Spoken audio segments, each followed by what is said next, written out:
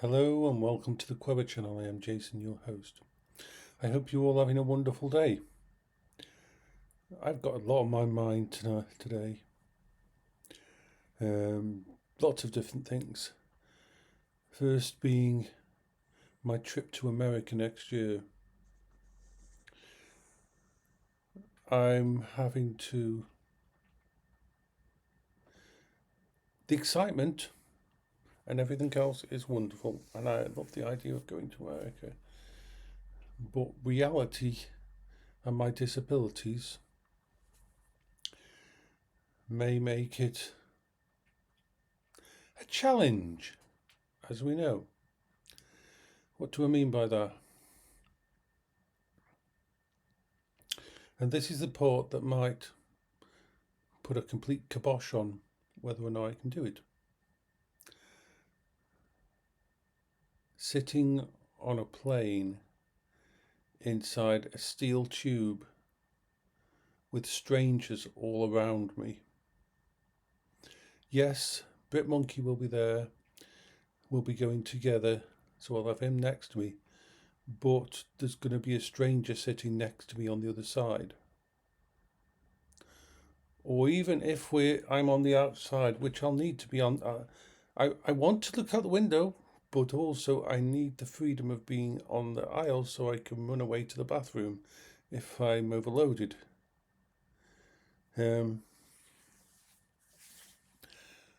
trying my best to figure out a way of getting through this.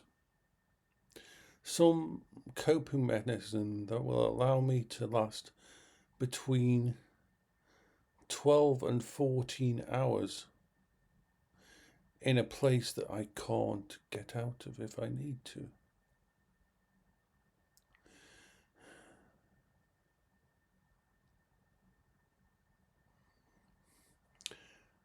We've looked at other things as well.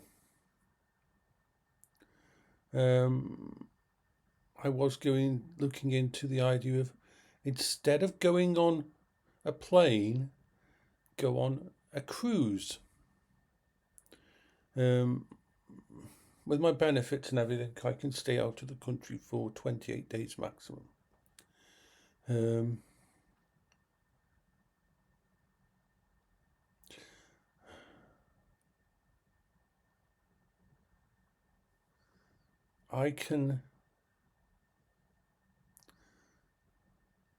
There's like an 8-day crossing from the UK, Southampton, to America. Would fit in perfectly. I'd be in my own cabin. I could keep away from people. I could turn it into a safe space, and I wouldn't have to interact with anyone if I didn't want to.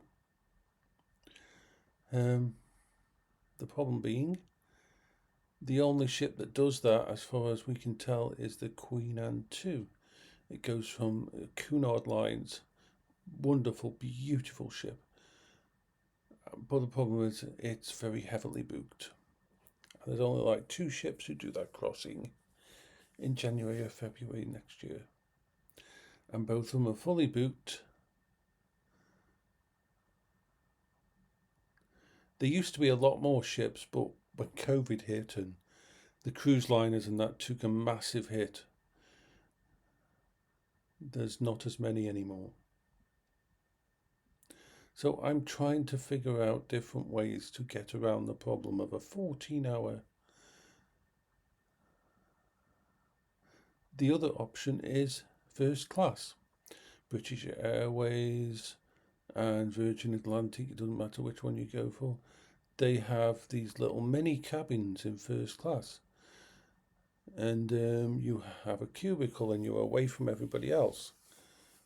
That would be ideal. The problem is, even on the cheapest websites where you're using Flight Scanner and all that, you are talking 3,000 plus.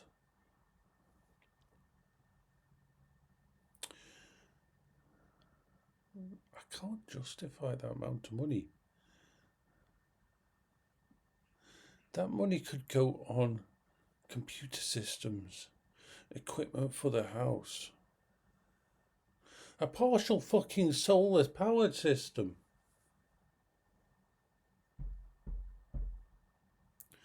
So I've got lots of thinking. If you can think of any ideas of how I can get from the UK to America without being in a place where there's people around me and crowds, then please feel free to offer this challenge. I really want to go to America. It's something that Paola always wanted to do, and I've got friends over there, and I'd love to meet them at least fucking once before I die. But fuck.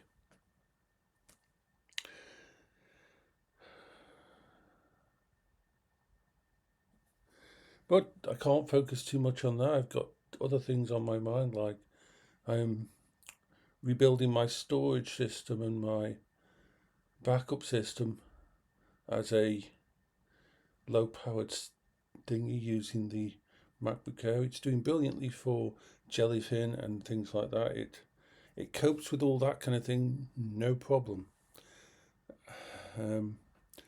I've got a 16 terabyte drive there, Seagate, very fast one. At the moment I'm just removing all the old stuff off it. Not completely, because there's some stuff that's important on it. I don't want, it's going to be like a mini NAS, that network attached storage. It's going to have a lot of the stuff that I would usually turn on my Unraid. And then I'm going to take it downstairs and I'm going to offload onto it all of the stuff from the big server downstairs before that server goes to Bitmonkey. So I've got a lot of things in my head in that moment, and I'm trying not to let my brain focus too much on one item.